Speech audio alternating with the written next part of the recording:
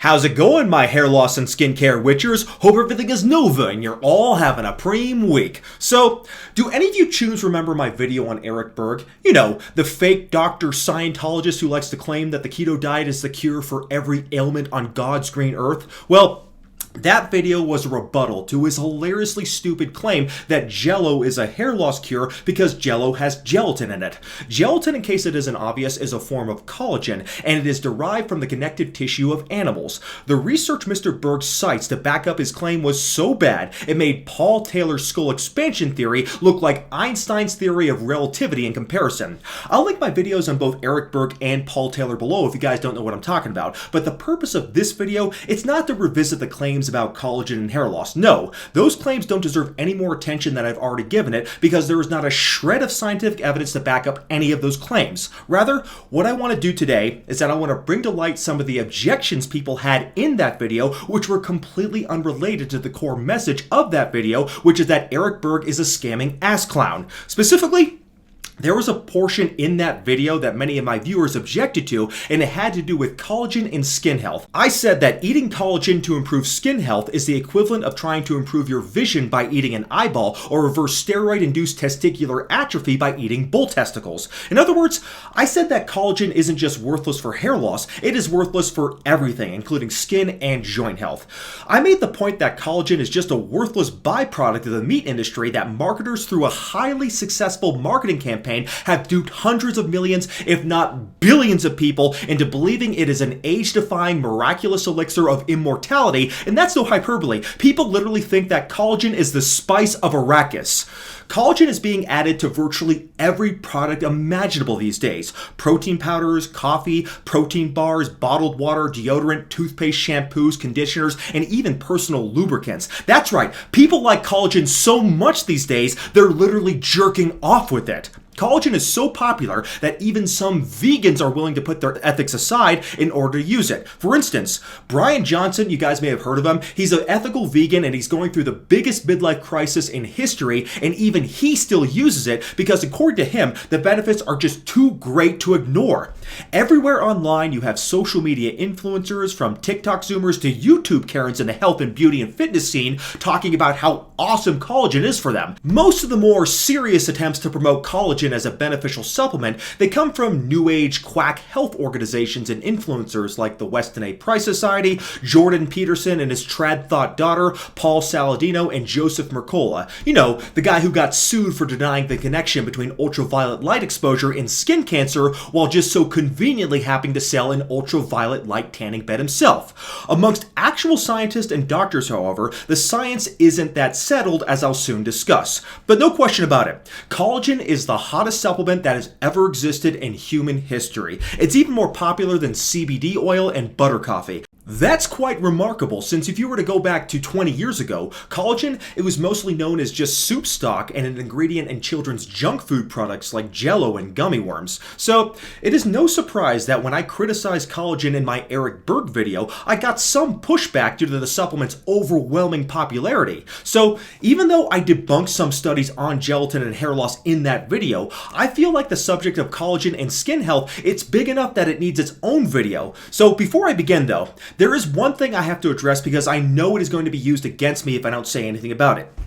As a lot of you guys know, I am an ethical vegan, and some people may jump to the conclusion that because of that, I am biased since collagen comes from animals. Truth be told though, from an ethical standpoint even, I actually don't really care all that much about collagen and the fact that it comes from animals. You see, collagen, it's basically just a byproduct of the meat industry. It is the waste material of slaughtered animals that is considered too gross and unappetizing to market for general consumption, which is why it is transformed into more appealing products like Jell-O and candy, where we don't see how disgusting it really is. So, collagen really isn't all that unethical to me as a vegan, since animals are not being bred and slaughtered specifically for that purpose of creating collagen. It isn't completely benign since the meat industry still profits from collagen, but as far as animal products go, collagen ranks pretty close to the bottom in terms of how much it offends my ethical sensibilities. Also, As you guys already know, I regularly promote dutasteride on my channel, which comes in gelatin soft gel capsules that contain collagen. So nobody can claim in good faith that I am biased, otherwise I wouldn't promote dutasteride on my channel.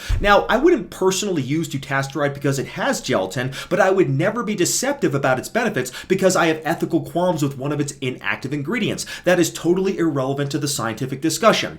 I only care about the science, and that is precisely what we're going to look at today. What I don't care about are the anecdotes from bone broth and butter coffee slurping yoga moms and mommy bloggers who get their scientific information from Facebook memes and the Whole Foods book section. I want to know if the health claims made by the marketers of these products can be qualified with actual scientific research. So, this is a monster of a topic, but that's okay, because I'm a witcher and slaying monsters is my speciality. So let's go ahead and go balls deep and find out if the Facebook Karens and TikTok Zoomers are right for a change about collagen being an immortality supplement. Well, to start off with, one of the people who said I was wrong about collagen, he listed in his comment about a dozen articles that supposedly proved that collagen was beneficial to our health. I appreciate that since that makes this video possible, so I added those articles to my research folder and eventually went ahead and read them all with an open mind. I also found a bunch of other articles on collagen that he didn't mention, but were still relevant to this topic today. So, there's a lot that has been written on collagen, as you might imagine. I mean, after all, collagen is the most common protein in the body, but it is also one of the most written about proteins too. The reason that it is so prevalent in the body is because it is the protein that makes up the connective tissue in the body. So it's in our skin, our bones, our joints, and in cartilage like the cartilage in our ears. Collagen is not the same thing as the protein keratin though. Even though collagen, specifically gelatin, is often recommended for hair and nails, like you can see in this vintage ad for Knox Gelatin, both hair and nails are made out of keratin and not collagen. But let's not revisit the question as to whether or not collagen helps our hair. It clearly doesn't, and I went over all that in my Dr. Eric Berg video, or excuse me, I mean Mr. Eric Berg video, that is linked in the description. The question for this video today, though, is whether or not collagen is good for the skin, which I know is slightly off topic for this channel, but we'll get back to hair loss subjects soon enough, hair loss switchers. First of all, though, let's take a look at the molecule of collagen itself. It is a long rope-like strand of amino acids arranged into a triple helix, and it has a very high molecular weight. So right away, based on this knowledge, we can dispel the myth that this monster of a protein is absorbed intact through the digestive system, or that it can be absorbed through the skin if you use it as a cream. It is simply too large of a molecule to absorb through the skin, and in the intestines it is broken up into its amino acid components, or into short strands of amino acids called peptides. So there's no scientific reason to think that the collagen you eat goes directly to form collagen in your skin. If there is any benefit from collagen, it is from the amino acid components that it is made out of. So here's a list of the amino acids found in collagen, and the three columns show rat collagen, bovine collagen, and codfish collagen. The middle column, bovine collagen, meaning collagen from the cattle, is the one you would normally be wasting your money on at Whole Foods, also known as Whole Paycheck. Anyways, other than slightly different proportions of amino acids, the composition of these collagens is pretty similar, with the most commonly occurring amino acids in collagen being glycine, alanine, proline, and hydroxyproline. Also, people need to realize that collagen is not a complete source of protein since it lacks one of the essential amino acids, specifically tryptophan. Essential amino acids are amino acids that the body can't synthesize by itself. So in terms of protein quality, collagen is very, very poor since it is literally the only source of protein that is completely lacking one of the essential amino acids. So for all the hate plant-based proteins get, they are still more complete protein sources than collagen, yet collagen's popularity as a protein supplement is high enough that we see it packaged with virtually every nutrition and beauty product imaginable on the market today. So, if there are any health benefits from collagen, it has to be either from the specific amino acids in collagen or just from eating a whole lot of protein in the form of collagen. Maybe you could get the same health benefits from diets rich in protein without having to consume collagen from the skin, bones, and cartilage of animals, and you'd be probably better off getting it from another protein source to begin with anyways, because as I said, collagen is an incomplete protein source, which makes it unique in a bad way. But like I said, I will put aside my aversion to the thought of consuming collagen and instead take an objective look at the studies that were sent to me that supposedly show the health benefits of collagen supplementation. Now, I don't want to put everybody to sleep by going through each study one by one. Instead, let me show you some examples of what kind of research has been done on collagen and skin health. As we'll see, there are some good studies and some bad studies. An example of a reasonably good study is this one right here. It is a study that was published in 2012. It is a randomized controlled double-blinded study, so the study design is good. In the study, 69 women who were between 35 and 55 years old were assigned to get either 2.5 grams of collagen per day or 5 grams of collagen per day, or they were given a placebo drink. The collagen supplement they received is something called Verisol, and apparently it contains collagen peptides of porcine origin, so it is basically just collagen from pigs. The study found that both doses of collagen improved skin elasticity after 4 and 8 weeks compared with placebo. On the other hand, there was no effect on skin hydration. That's interesting because it is elastin and not collagen that gives skin its elasticity, so any effect of collagen on the skin might involve increasing skin elastin and not skin collagen. However, measuring skin elasticity is a crude measurement, and it is no substitute for actually measuring the amount of collagen or elastin in the skin, which none of these studies ever seem to do. Anyways, this study seemed to give some positive results for collagen, but the investigators cautioned that, quote, "It has to be stated that the demonstrated efficacy refers to the specific collagen peptide composition Verisol used in the study. It cannot be extrapolated to collagen hydrolysate in general," unquote. So, this study was pretty well designed and there wasn't any conflict of interest in the study, meaning the study wasn't funded by a supplement company. However, the sample size was relatively small, and it's important to remember we're not just talking about collagen in general. We're talking about a specific collagen product here. Also, the study only included women, which is interesting because most of the studies on collagen on skin health seem to include just women for some reason. I also found that none of the positive studies on collagen compared collagen to just being on a diet which used an equivalent amount of different kinds of protein. So it's impossible to say if the results are due to eating collagen specifically or just due to eating more protein in the diet. It could be that eating any kind of protein in high amounts in the diet improves skin health. So without proper comparisons, there is no way you could isolate these benefits specifically to just collagen. So in contrast to the study we just mentioned, here is another study on collagen and skin health which isn't that good. This is also a randomized placebo-controlled trial, but this time, instead of being double-blinded, the study was just single-blinded, meaning that only the study subjects were blinded as to what treatment they were on. The investigators were not blinded to the treatments, which could have introduced an element of bias. If the investigators have a vested interest in the treatment, then that could influence how they interpret the test results. That doesn't imply any evil intent on behalf of the investigators. No, it can just be a subconscious bias we're dealing with here. So, first of all, what did the study actually show? Well, the study subjects were once again women, this time 72 women who were at least 35 years old. The women either got a placebo or they got a collagen supplement. However, the collagen supplement was not just collagen. It was something called elastin. And no, we're not talking about the protein elastin, but some supplement that is cleverly named to sound like elastin, probably due to its positive association with skin health.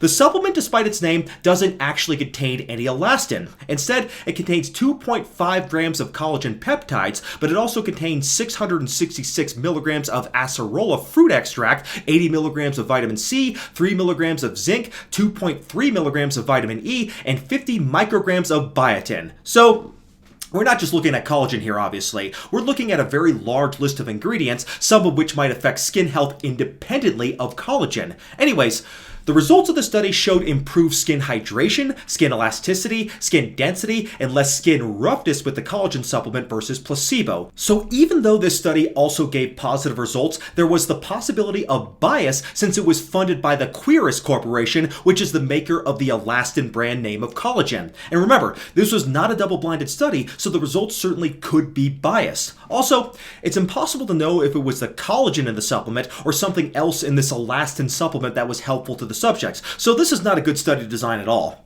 When faced with a mountain of small studies like we have with collagen, though, it is probably best to look at a review article or a meta-analysis that can consolidate all the information rather than individually analyze each study. After all, the hierarchy of scientific evidence places meta-analyses and systematic reviews at the top of the pyramid. As it turns out, there is a good article that summarizes the data on collagen, specifically this article right here. The article analyzed 19 studies with a total of 1,125 participants. When the results of these 19 studies were averaged together, these results can be displayed in what's called forest plots. To briefly explain what a forest plot is, we're not talking about plots of woodlands here. What it is a tool to graph data from different studies and compare a treatment to a placebo. It's not necessary to understand all the statistics, but the bottom line is that collagen supplementation improves skin hydration, skin elasticity, and wrinkles, though the results are overall just slightly better than placebo for most of the parameters measured. Now, that may seem great at first glance, but the authors noted that many of these studies use commercial products that contained other possibly active ingredients, including substances that we know do work to improve skin health like hyaluronic acid, chondroitin, coenzyme Q10, as well as various vitamins, minerals, and antioxidants. Nevertheless, the studies that just looked at collagen alone also showed positive results, but there are fewer of those studies than the studies that looked at supplements containing many different compounds. Also, like I already said, these studies don't compare collagen to a high-protein diet, which could very well have the same effect on skin health. Well, since that meta-analysis was published, we have had a few more studies come out since then. One is a study of 99 women that showed that collagen peptides increased water content of the skin, but did not improve elasticity. There's also another study from Good Korea of 100 subjects that indicated that collagen reduced skin wrinkles. However, there is another review article published more recently in 2021, specifically this one here. It is a lot more skeptical of the data on collagen, and I think the article does a good job of summarizing the reality of collagen supplementation in contrast to all the social media hype. In the study, the authors searched for videos and posts about collagen on social media, specifically on YouTube and Instagram. They also reviewed the literature on collagen and skin health, just like we have already done here. The authors found that over half of the posts on social media were financially biased, meaning someone was trying to sell a collagen product. Most of the posts were by non-medical people, and only 4% were done by dermatologists. The vast majority of posts were positive for collagen, and posts that were financially biased were significantly more likely to recommend collagen supplements to their audience. So this is a similar criticism I personally have towards microneedling, where virtually everybody who promotes it as a hair growth tool is also just so happening to sell a microneedling device or program that is centered around microneedling. Also, these financially biased pro-collagen posts cited less scientific literature to back up their claims than posts that were not financially biased.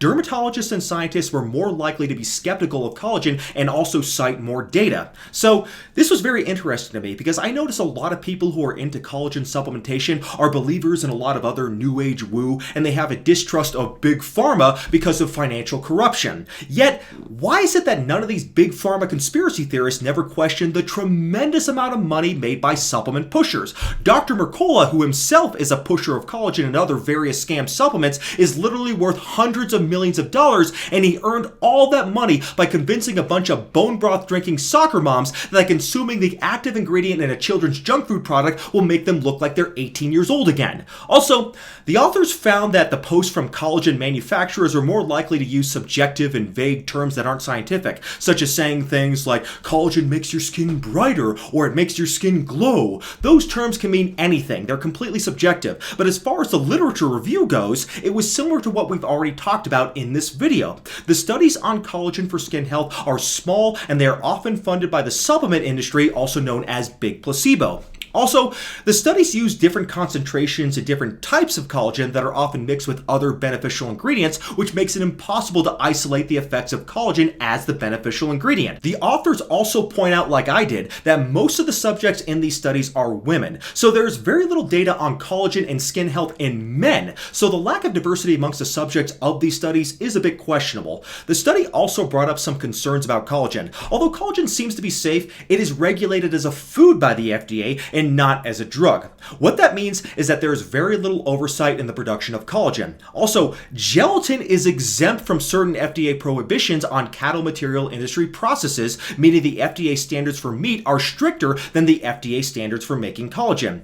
One theoretical but major concern with collagen is the risk of contracting bovine spongiform encephalopathy, also known as mad cow disease, from collagen. The European Union has studied this, and they concluded that the risk is very small, but it is not zero. And this is because of the way collagen is produced. It's also important to realize that the European Union food standards are very strict, definitely stricter than the standards in the United States, where there are frequent outbreaks of E. coli diseases due to contaminated meat. So, even if collagen is labeled as organic, it may not actually be from cattle raised organically, since collagen comes from the waste products of the meat processing industry, and these waste products are not usually segregated. Unlike the labeling of meat, the labeling of collagen products is not as strict, because like I said, gelatin, which is collagen, is exempt from the same FDA labeling requirements as meat. So when you hear these collagen-pushing social media figures like Paul Saladino, Eric Berg, and Joseph Mercola tell you that their bone broth supplements come from organic, grass-fed, pasture-raised, gluten-free, keto, blah blah blah,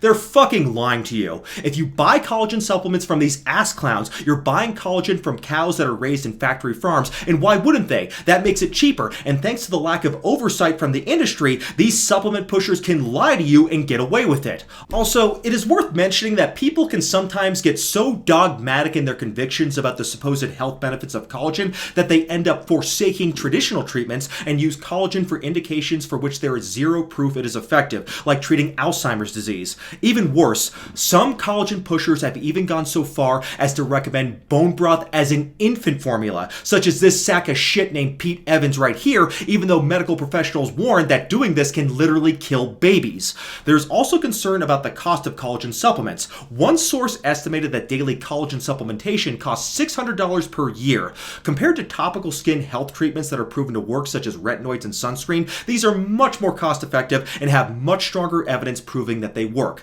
So this study concluded that while there is some data suggesting a small benefit from collagen, the claims made online far surpass the weight of evidence. The authors say more research is needed, and they also concluded that given the cost of the treatment and the low quality of evidence, collagen shouldn't be routinely recommended. Furthermore, any benefit from collagen likely has nothing to do with the fact that it's collagen. We already know that the collagen that we eat or apply topically to our skin doesn't go directly to the skin, so likely any benefit from collagen is likely just due to its amino acid content, which is a benefit that applies to any protein source and not just collagen. So you may hear that and think, well, okay, maybe it's not because of the collagen, but if large amounts of amino acids benefit my skin, I might as well keep supplementing it anyways, right?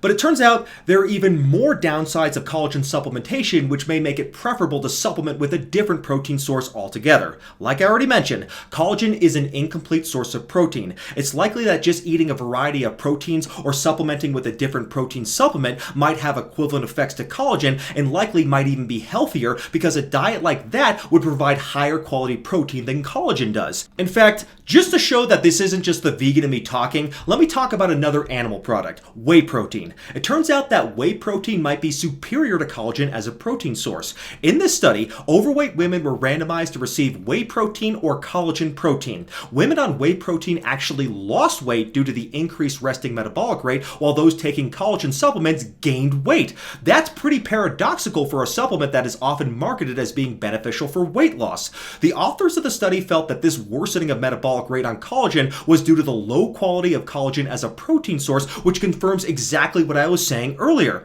So I am sorry to all the bone broth slurping Pilates moms at Whole Foods, but as a protein source, collagen flat out sucks. You're better off with literally any other protein supplement you can imagine, and that includes plant proteins because they are all complete protein sources. Another factor is that one of the amino acids in collagen, hydroxyproline, actually increases the risk of getting kidney stones, as was shown in this study here. This is especially a problem since collagen supplement pushers, they often recommend eating huge quantities of collagen in order to reap the benefits. And by benefits, I'm talking about the benefits these supplement pushers experience in their bank accounts. Seriously, fuck this guy. Yet another concern is heavy metal contamination in collagen supplements. The Clean Label study published in 2020, it showed that many over-the-counter collagen supplements contain measurable amounts of lead, arsenic, cadmium, and mercury. All these qualify as poisons. So the bottom line is that there is no evidence that the collagen you consume will end up in your skin, your hair, or your nails. This is all just marketing hype. The amino acids that make up collagen can be building blocks for these plant-based proteins, but that's the case with any protein source, not just collagen. There's no evidence that eating other, more complete proteins wouldn't have the same effect or likely even a better effect, since other proteins are complete and they don't contain poisons like collagen does. The fact is that there are major downsides to collagen supplementation compared to other protein sources, and a lot of this is inherent in how it is produced. These downsides include the risk of getting diseases like mad cow disease, heavy metal contamination, getting kidney stones, and even causing weight gain because excessive protein consumption is just converted into fat anyways, and that's why the overweight women in the study I mentioned actually gained weight on collagen. It's also very expensive, even though it is easy to produce, and that is why the supplement industry loves pushing it, because the profit margins are tremendous. Remember, collagen is just a waste product of the meat industry that would otherwise just be thrown away. The collagen the supplement industry is selling you is literally trash, and what better way to make money than to convince people to give you money while in return they give you trash? It's really disgraceful here, and it really shows that the supplement industry needs stronger regulations similar to what drugs undergo. So if you really want to save your skin and look great for your age, then acknowledge that collagen is a trash supplement and start focusing on the things that will actually help you. Stay out of the sun, use sunscreen when you do have to go under the sun, don't smoke, don't drink, and start incorporating a good skincare routine that includes clinically proven medications that actually do increase collagen production, such as retinoids and hyaluronic acid. And if you're interested in what I do specifically for my skin, I'll link my video below. And I'm over 40, so I'd like to think I'm doing something right. So that's it for now. Thank you, hair loss and skincare witchers. God bless, and I'll see you next time. Take care.